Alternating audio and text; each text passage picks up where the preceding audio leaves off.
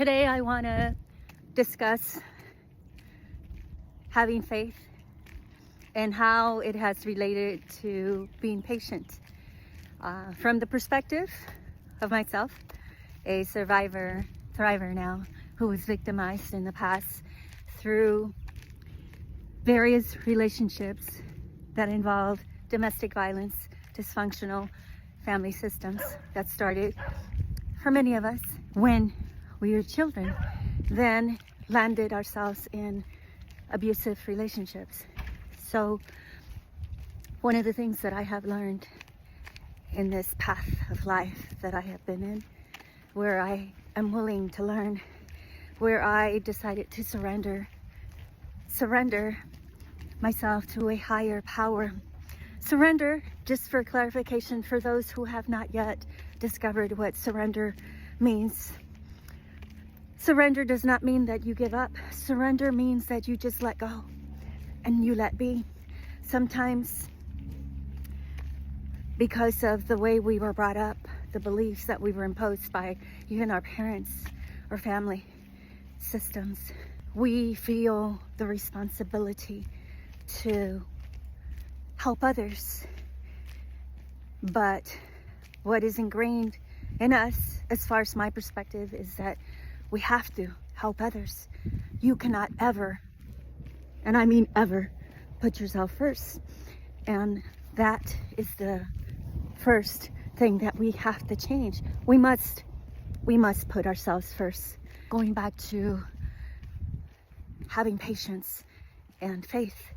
So many of us that were in or are in domestic violence situations, abusive, dysfunctional relationships with individuals who have narcissistic traits, actions, and behaviors.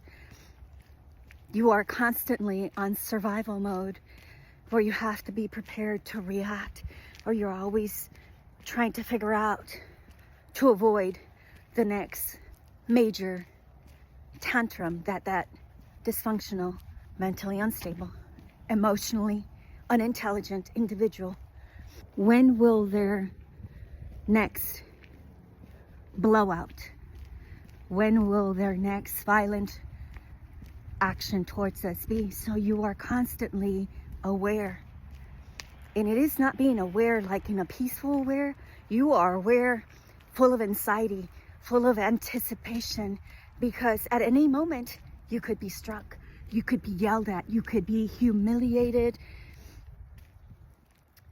and attacked.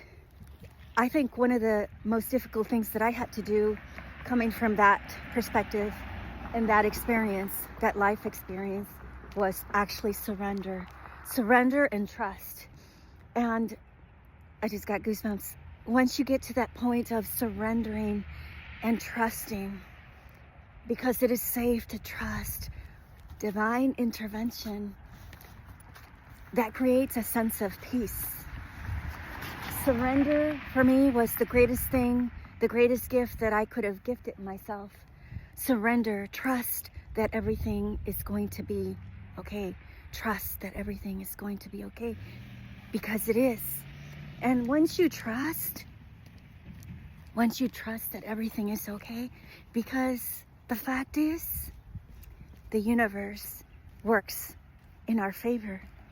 When you align yourself to the loving, embracing universe, that one that is always looking out for our best interests, instead of that delusional creation that they imposed on us to live in fear, to live in scarcity. Once you align to the loving universe we live in, you can trust.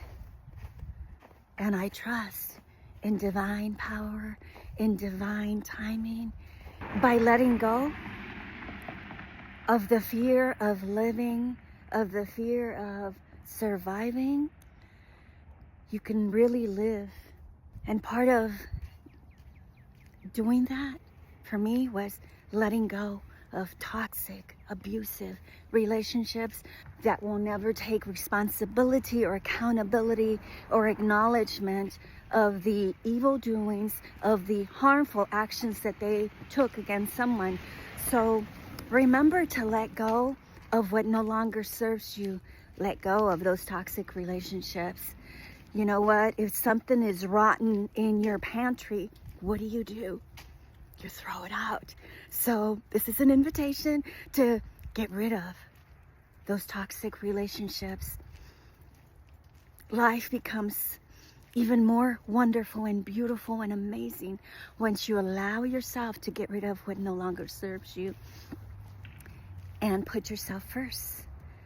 And then you trust more, and the process of surrendering continues throughout your life path.